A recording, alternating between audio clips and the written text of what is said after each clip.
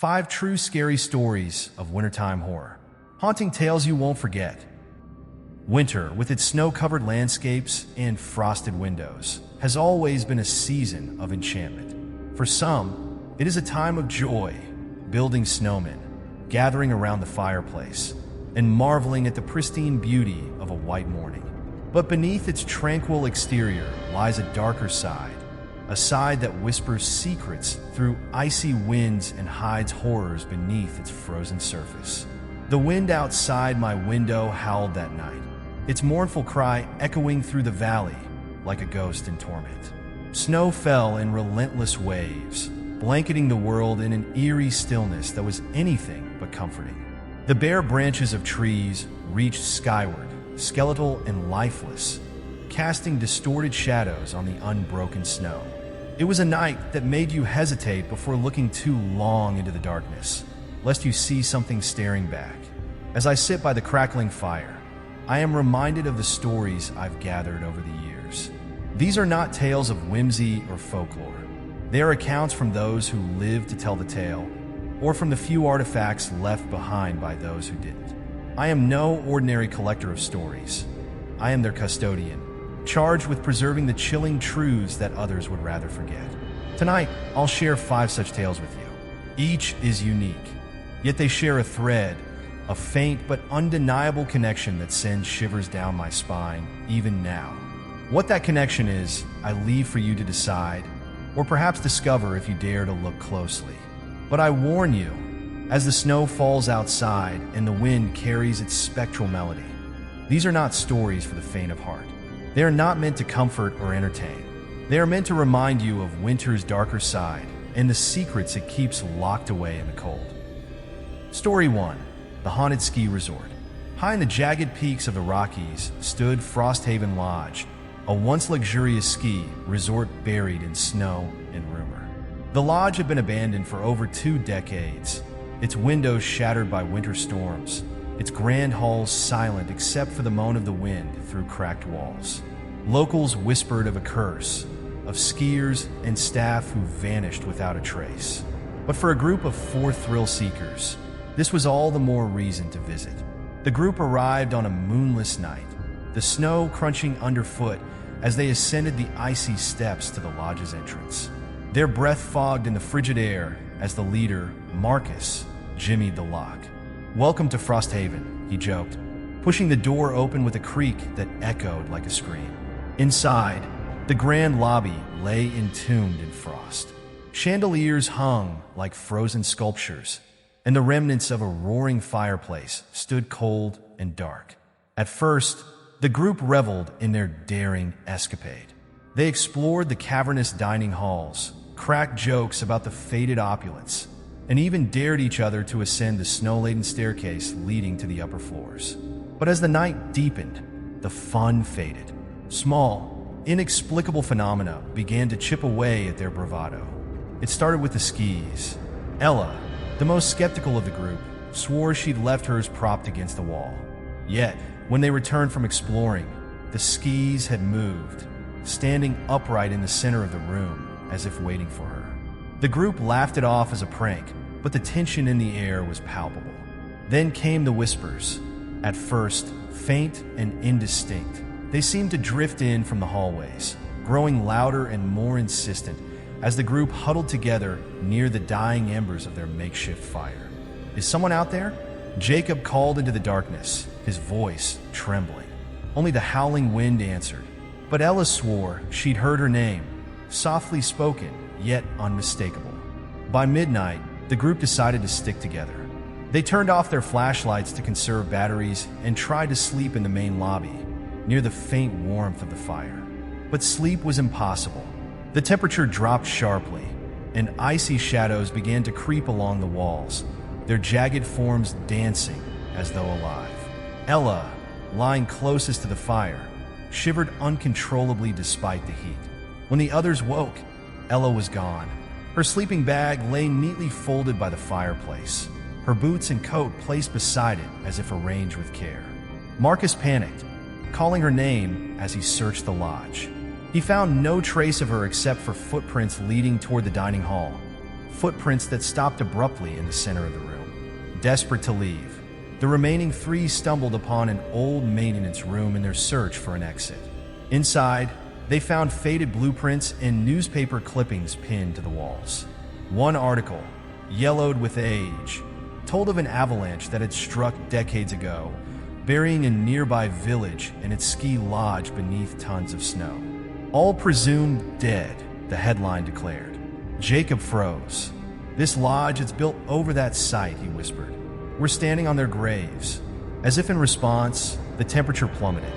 Frost spread across the walls in intricate patterns, and the whispers returned, louder and more distinct. This time, there was no mistaking the words. Get out. Panic set in as the group bolted for the exit. The shadows moved with purpose now, slithering along the walls, blocking their path. A door slammed shut, then another, forcing them into a narrow hallway that seemed to stretch endlessly. Just as the shadows closed in, Marcus managed to kick open a side door, and they spilled out into the freezing night. The three survivors scrambled down the mountain, the snowstorm biting at their heels. When they finally reached the base, they collapsed, exhausted and trembling. But their ordeal wasn't over. The next morning, they discovered frostbite marks on their arms and legs, despite never removing their layers or being exposed for long. Weeks later, Marcus awoke in his apartment to find an icy handprint on his bathroom mirror. And in the faint silence of the early hours, a voice whispered in his ear, "You'll be back." Story 2. The Snowstorm Spectre. The storm had been relentless for hours, its icy tendrils curling around the lone highway, biting through the windshield of Tom's truck. The wind howled like a pack of wolves, the snow swirling so thickly that even the headlights couldn't pierce through the blizzard. His fingers were stiff on the wheel, his eyes squinting through the swirling fog of snow. He'd driven this route countless times, but tonight felt different, dangerous. The road stretched endlessly before him, devoid of any signs of life. Tom had been on the road for far too long, and the endless white landscape was starting to wear on his nerves. He needed a break, something to warm him, to remind him that the world hadn't ended in this frozen wasteland. His eyes caught sight of a faint glow in the distance, a small diner, its neon sign flickering weakly through the blizzard. The sign read Lou's Diner, but it seemed to tremble in the wind, as if the storm might tear it away at any moment. He pulled into the diner's parking lot, his truck groaning in protest against the snow and ice. Stepping out into the bitter cold, Tom wrapped his jacket tighter around him and hurried toward the door, eager for some warmth. The bell above the door jingled as he entered, the warmth of the diner wrapping around him like a thick blanket. Inside, the diner was dimly lit, the low hum of a jukebox playing an old tune in the background. The air smelled of stale coffee and greasy food, a scent so familiar it could almost be comforting. But something was off. The patrons seated at the counter didn't look up when he entered. Their faces were pale and expressionless, their eyes glazed over, as though they were staring through him, not at him. A couple in the far booth didn't speak, their lips unmoving as if frozen in place. Tom felt a strange unease settle in his stomach. "Hey there," he said, trying to break the silence. The waitress behind the counter didn't acknowledge him right away. She wiped the counter slowly, her movements mechanical, and then finally looked up at him, her face devoid of any warmth. "What can I get you?" she asked, her voice flat, as if reading from a script. "A cup of coffee," Tom replied, his eyes scanning the room. The patron's stillness only deepened the unsettling atmosphere. He noticed that none of them moved. Their bodies remained perfectly rigid, their eyes staring ahead without a flicker of life. He tried to shake it off, telling himself it was just the isolation of the storm getting to him. But then he looked closer. The man sitting near the window hadn't touched his coffee. The young woman at the counter hadn't even moved a hand to adjust the salt shaker. The strangest detail was that there were no shadows, none. The overhead lights cast no form beneath any of them. The diner's fluorescent lights made their features appear eerily flat, as if they were just images superimposed onto the scene, not real people at all. Tom's heart began to race as his curiosity got the better of him. He stood up and walked over to the wall where a few old photographs were pinned. The pictures were in black and white, yellowed with age. His eyes lingered on one in particular, a group of people standing together in front of the diner, smiling. Beneath the photo was a faded article clipping from a local newspaper, the headline reading, "Fatal Highway Crash Claims 10 Lives." Tom's eyes scanned the article quickly. A horrific accident, a snowstorm just like the one he was experiencing now. It had occurred decades ago, claiming the lives of everyone in that photo. A chill swept down Tom's spine. He turned to look back at the patrons. The man in the photograph was the same one sitting by the window. The young woman had the same hollow eyes as the one at the counter. The realization hit him like a punch to the gut. The people in the diner, the ones staring vacantly ahead, were all victims of the same fatal crash. They were ghosts, lost souls trapped in this place. The waitress's voice cut through his thoughts. "You should leave," she said, her voice colder now. "It's not safe to stay when the storm's this bad." He didn't need to be told twice. Tom grabbed his coat and bolted for the door, his heart pounding in his chest. As he reached the parking lot, the wind seemed to pick up, howling in fury, the snow whipping around him like sharp needles. He jumped into his truck, slamming the door shut behind him. But just as he turned the key in the ignition, his engine sputtered and died. Panic surged in his chest. The storm was now so fierce, he could barely see his hands in front of his face. He tried restarting the truck, but it wouldn't budge. The eerie silence around him was suffocating. Suddenly, a shape appeared in his rearview mirror. At first, it was just a dark shadow, but as his eyes adjusted to the storm, he saw them. The figures from the diner, standing outside his truck watching him. Their faces were frozen in the same blank expressions, their eyes hollow and staring. They were too still to be real, and yet, there they were, standing in the snow, watching him with unblinking eyes. Tom's heart raced as he slammed his hands against the wheel in a desperate attempt to start the engine. But the more he tried, the more the snow piled up, the white drifts closing in around his truck. His breath came out in ragged gasps, his face pale with terror. As the snow buried his truck deeper, his headlights flickered, casting the figures in stark relief. He could see them now, their ghostly forms, their eyes locked on his.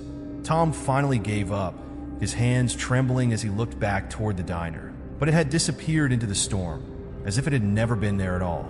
The snowstorm raged on, and Tom was left to face his fate, alone in the cold, surrounded by the spirits of those who never escaped. Story 3. The Frozen Lake Mystery. The village of Holbrook sat in eerie silence as the harsh winter winds howled through the trees. Nestled between towering pines and snow-covered hills, Holbrook was a place that few travelers sought out, its roads often swallowed by the snow. But there was something about the village that drew people in, despite the unsettling tales that clung to it like the frost on its windows. The villagers spoke in hushed voices about the lake, a vast, frozen expanse of ice that glimmered like glass under the pale winter sun. It was beautiful in the way that beauty could be dangerous. And every winter, when the lake froze solid, it became the site of strange occurrences that no one could quite explain. Local lore warned the village children about the lake, its dark history embedded into every story. They said that after dusk, when the cold wrapped itself around the village like a shroud, the lake would come alive. The ice would glow with an unnatural light, and eerie sounds would rise from beneath its frozen surface. Voices, whispers, and faint music from a time long past. The elders, with their weathered faces and knowing eyes, would always make the same plea: never venture onto the ice after dark. But for some, curiosity was a stronger force than fear. 17-year-old Ethan Carter was one of those who didn't heed the warnings. He had grown up in Holbrook, listening to the same ghost stories over and over again, but they had never truly frightened him. As a boy, he had always felt that there was something special about the lake, something mysterious, as if it had secrets just waiting to be uncovered. His friends had all scoffed at the rumors of spectral figures beneath the ice, calling it nothing more than a tale spun by old-timers. But Ethan wasn't so sure. When the first hints of winter's chill settled over the village and the ice began to form, he knew it was time to finally see for himself what lay beneath the lake's frozen surface. One crisp evening, just as the sky turned from deep blue to inky black, Ethan made his way to the lake. The wind was biting, but he didn't mind. The thought of unraveling the mystery of the lake filled him with excitement, overpowering any sense of dread. The village lights flickered in the distance as he walked across the snow-covered path toward the frozen expanse. He had planned this moment for weeks, sneaking out after his parents had gone to bed, and now, standing at the edge of the frozen lake, he felt a strange thrill course through his veins. The lake's surface was pristine, a sheet of glass that stretched out before him like an endless horizon. As he stepped carefully onto the ice, the cold bit through his boots, but he barely felt it. His breath fogged in the air as he took slow steps, scanning the surface for any sign of movement. The whispers from the village echoed in his mind, the warnings from the elders ringing louder than ever, but Ethan pushed them aside. He was determined to find the truth. The first thing that caught his attention was a faint glow beneath the ice. At first, he thought it was merely a trick of the light or a reflection from the village lanterns on the shore. But as he moved further into the center of the lake, the glow grew stronger, pulsing with a strange, ethereal light. His heart pounded in his chest, and despite his resolve, an uncomfortable chill crept up his spine. He knelt down, pressing his gloved hands against the ice, and peered into the depths below. What he saw made his blood run cold. The lake was not empty, as he had assumed, but alive with movement. Figures trapped beneath the ice were swirling in and out of view, their faces contorted in expressions of terror. Their eyes were wide, their mouths open in silent screams that seemed to vibrate through the frozen surface. Ethan recoiled, his pulse racing, but his fascination outweighed his fear. He had to see more. The glow beneath the ice intensified, and suddenly, a voice whispered through the cold air. His name, Ethan. The voice was soft, almost musical, yet full of an unspoken urgency. He froze, heart thudding in his chest, and strained his ears. The voice came again, this time clearer, more insistent. "Join us." For a moment, Ethan thought he was imagining things, but then the whispering voices grew louder, more frantic. They were calling to him, beckoning him to the depths of the lake. His gaze shifted back to the figures below. They seemed to be reaching out, their frozen hands stretched toward him, their faces pleading with him to come closer. The temptation was overwhelming, like an invisible force pulling at his very soul. It was as if the lake itself was alive, aware of his presence, and it wanted him. Panic surged through him, and he scrambled to his feet, his breath ragged in the frigid air. He stepped backward, only to hear the ice crack beneath him. His heart stopped, and for a split second, everything seemed to slow. He was falling. He tried to move, but his legs refused to obey. The ice groaned and creaked under his weight as the cracks spread like veins across the surface. In a desperate, last-ditch effort, Ethan lunged for the shore, his fingers scraping against the ice as he pulled himself towards safety. The whispers grew distant, but they still echoed in his mind, urging him to come back, to join them. With one final, frantic push, he reached the edge of the lake, rolling on a solid ground as the ice behind him shattered. Ethan lay there for a long moment, gasping for breath, his body trembling from the fear and cold. He had escaped the lake, but as he lay there in the snow, something strange began to happen. He felt an odd, growing sensation within him. His reflection in the nearby ice didn't look like him anymore. He could see his own form reflected on the surface of a small patch of ice near the edge of the lake, but it wasn't right. The face staring back at him wasn't his own. His features were distorted, his eyes hollow, and his expression frozen in a silent scream. He stumbled to his feet, heart pounding in his chest, and hurried back toward the village, his mind racing. He couldn't stop shaking, the image of the frozen figures still vivid in his mind. But the terror wasn't over. That night, as he lay in bed, he caught glimpses of his reflection in the mirror. It wasn't his face that stared back at him. It was the face of one of the figures he had seen beneath the ice. The villagers had been right all along. The lake claimed a soul every decade, and now, Ethan's reflection was forever bound to the frozen depths. Story 4. The Frosty Footprints. The winter holidays had always been a time of warmth and comfort for the Matthews family. For years, they had retreated to their small cabin deep in the woods, nestled among towering pines and blanketed by thick snow. It was a place of solitude, away from the noise and chaos of the world, where they could unwind and enjoy each other's company. This year, as they arrived at the cabin, the snow was especially heavy, falling in soft, powdery layers that covered the ground like a pristine white sheet. The air was crisp, and everything felt peaceful, too peaceful. The cabin was tucked away in a secluded part of the forest, miles from the nearest neighbor. The roads were nearly impassable with snow, and the family felt the isolation deeply. But that was part of the charm. They settled in for their holiday retreat, the fire crackling in the hearth and the scent of hot cocoa filling the air. Yet, something about the silence felt unnatural, almost oppressive. The wind howled outside, but within the walls of the cabin, it was deathly still. On the morning of their second day, the family woke up to a disturbing sight. The cabin was surrounded by fresh snow, undisturbed by any animal tracks or signs of life. But there, in the soft blanket of white, was a trail of footprints. The prints were small, child-sized, leading up to their door, but not a single mark leading away. The snow was untouched, the wind still, and the footprints were impossibly clear, as if someone had walked up to their door in the dead of night and stopped just outside. They stared at the footprints in confusion. No one had arrived overnight. The family was the only one in the cabin, but the trail was undeniable. The prints were fresh, the edges sharp, the snow surrounding them pristine and undisturbed. Who could have made them? What the hell is this? Matt, the father, muttered, stepping outside to inspect the tracks more closely.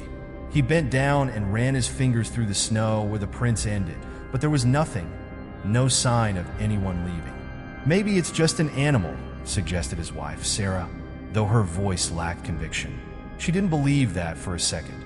The unsettling feeling began to settle over the family, but they tried to brush it off. They had come to enjoy their time together, and it wasn't worth ruining their holiday over something strange. But as the day wore on, the odd occurrences began to escalate. It started with the furniture. At first, they thought it was the wind or an odd shift in the house, but soon it became impossible to ignore. The chairs moved across the floor on their own. The kitchen cupboard doors slammed open and shut by themselves, and strange, cold drafts swept through the rooms, even though all the windows were tightly shut. At night, when the lights were dim and the fire crackled in the hearth, they began hearing whispers. Low, muffled voices that seemed to come from nowhere and everywhere at once. The family would try to ignore them, convincing themselves that it was just the wind, but the whispers would always return. They were persistent, like an insistent murmur that echoed just at the edge of hearing, too faint to understand, but too real to dismiss. One evening, after a long day of trying to ignore the strange happenings, Sarah decided to review the photographs they had taken earlier in the day. She sat alone in the living room, flipping through the pictures on her camera, when one caught her attention. It was a photo of the family, smiling and standing in front of the cabin, the snow-covered trees behind them. But as Sarah studied the image, her heart froze. In the background, standing just beyond the family, was an unfamiliar figure, a child, small and thin, covered in frost. The child's face was obscured by the snow and ice, but the hollow, dark eyes were unmistakable. "Matt!" Sarah cried out, her voice shaking. "You have to see this." Matt rushed over, his face pale as he looked at the photo. The child was standing there, their eyes unblinking and frozen in place, as though waiting. The family had not seen anyone else around when the photo was taken. They had been alone in the cabin, the only people in the woods. "What is this?" Matt asked, his voice trembling. "I don't know," Sarah whispered, her breath catching in her throat. The room suddenly felt colder, despite the fire still burning in the hearth. That night, sleep was impossible. Every creak of the cabin seemed amplified, Every rustle in the dark was like a warning. The whispers grew louder, closer, as if something was moving in the shadows. The family huddled together, trying to ignore the growing sense of dread. But then, just as the clock struck midnight, they heard it, a soft tapping at the door, followed by the faint sound of scratching. It was slow, deliberate, as though someone or something was trying to get in. Matt stood up, his face pale, and grabbed the flashlight. The room was icy, a heavy chill settling over the air despite the fire's warmth. He made his way to the door, but when he opened it, there was nothing. Only the trail of footprints in the snow, still fresh, leading up to the door. But there was nothing else. No child, no sign of anyone. The air felt oppressive, like something was suffocating the house. The tapping resumed, this time coming from the walls, as though invisible hands were trying to claw their way inside. The family huddled together in fear, waiting for the next sign, the next terrible thing to happen. In the dead of night, Matt stumbled across an old leather-bound diary tucked away in a drawer in the kitchen. It was yellowed with age, and the writing was faint, almost unreadable. He flipped through the pages, his heart pounding as he read aloud the last entry. The child has been left outside again. We cannot keep her in here anymore. She waits by the door, her cold fingers pressing against the glass. She does not speak, only stares. She freezes there every night, hoping someone will open the door. But we cannot open the door. She froze to death out there. She froze, and now she cannot leave. Matt's voice faltered as he finished reading, his stomach churning. It's her, the child from the photo. The family realized the truth. The child had died outside the cabin, abandoned in the snow, waiting for someone to let her in. Her restless spirit had returned, frozen and bitter, seeking the warmth she had been denied in life. The final night in the cabin was one of terror. The wind howled like a banshee outside, the snow falling heavier than ever. The family packed quickly, desperate to leave, but they couldn't escape the feeling that something was watching them, something lurking just beyond the walls. As they made their way to the car, they found the frostbitten handprints on the windows, smeared in the ice like the coldest of touches. With trembling hands, Matt started the engine, and they sped away from the cabin, leaving behind the memories of a night they would never forget. But as they drove through the storm, Sarah glanced back, her heart stopping as she saw a small, frost-covered figure standing in the rearview mirror. The child was still watching, still waiting. The frostbitten handprints on the windows were a reminder of the spirit they had left behind, a spirit that would never be at peace. The family never returned to that cabin, and the woods, still shrouded in snow, remained haunted by the icy footprints that would never fade. Story 5. The Legend of the Ice Witch. The mountain loomed ominously in the distance, shrouded in a perpetual mist that never seemed to lift. To those who lived near its base, it was known as a place of mystery and danger, a cursed peak that few dared to ascend. For centuries, the legend of the ice which had been passed down through generations. The tale spoke of a vengeful spirit that haunted the mountain, punishing those who dared to disrespect winter. And it was said that she could summon blizzards with a mere thought. She was a figure of cold beauty, draped in ice and snow, whose vengeance was swift and deadly for those who dared to defile the sacred spaces of her domain. But legends, of course, were for children, or so the group of young hikers thought. Ben, Emma, Rachel, and Lucas were seasoned outdoorsmen, used to the challenges of the wilderness. They'd heard the stories, who hadn't? But they dismissed them as old wives' tales, relics of a time when superstition ruled over reason. Armed with their backpacks and a sense of invincibility, they set out to conquer the desolate mountain, eager to test their limits and enjoy the stunning, remote beauty of the landscape. They were determined to prove that there was nothing supernatural about the Ice Witch, nothing, at least, that could stand up to their courage and determination. As they reached the base of the mountain, the air grew colder, and the wind began to pick up, carrying with it a faint, eerie melody, like the distant sound of a lullaby. The trees around them seemed to bow under the weight of the winter's chill, their branches twisted and gnarled, like the hands of forgotten ghosts. Undeterred, they pressed on. "Listen to that," Rachel remarked, rolling her eyes. Probably just the wind. You guys are seriously buying into that witch story." Ben laughed, shaking his head. "It's nothing. People have been climbing this mountain for years. No witch is going to stop us." They set up camp near a clearing, the snow crunching underfoot as they hammered in their tent pegs and unpacked their gear. As the evening drew near, they lit a fire and gathered around it, the warmth a welcome relief from the frigid air. But as the fire crackled, an odd unease settled over them. There was something about the mountain that felt wrong. The wind howled through the trees, louder now, and the haunting melody they'd heard earlier grew stronger, almost as if it were beckoning them. The flickering flames of their fire cast long, jagged shadows, and for a moment, they swore they saw something moving among the trees. "Is that a figure?" Lucas asked, squinting into the darkness. Emma turned to him, her face pale. "Stop messing around. It's just the shadows." But Ben, ever the skeptic, was already standing up and walking toward the trees. "Let's see what it is," he called back over his shoulder, his voice brimming with arrogance. "Maybe it's just an animal." As he ventured deeper into the darkening forest, the others hesitated, but curiosity got the better of them, and they followed, their footsteps muffled by the thick blanket of snow. The melody grew louder with every step, a soft, haunting tune that seemed to pull them forward. It was so sweet, so enchanting that for a moment they forgot why they were even there. But when they reached the edge of a grove, they saw it. Standing before them was a figure, tall and impossibly beautiful, dressed in shimmering ice and snow. Her long hair cascaded down her back like strands of frozen silver, and her skin glowed with an otherworldly radiance. She was the very image of the ice which, though no one had expected her to be so alluring.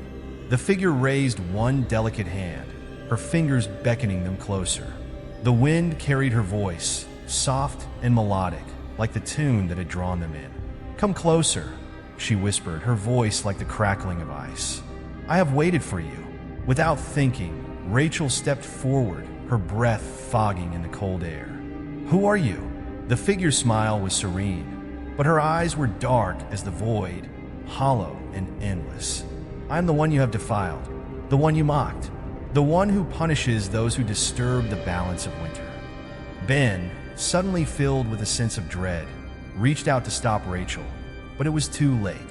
She was already too close, and in the blink of an eye, the figure's hand shot forward, faster than Ben could react, and Rachel screamed as she was pulled into the storm. The others watched in terror as the beautiful figure vanished into the snow, taking Rachel with her, leaving behind only a swirl of icy wind. The melody continued to play, but it had become sharp and discordant, like a warning. "Rachel!"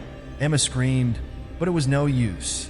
The snow was already swirling around them, the storm growing stronger, colder. They ran back toward the camp, but the wind howled so loudly now that they couldn't hear each other's voices. The storm seemed to have a life of its own, pushing them back, forcing them to fight against the cold and snow.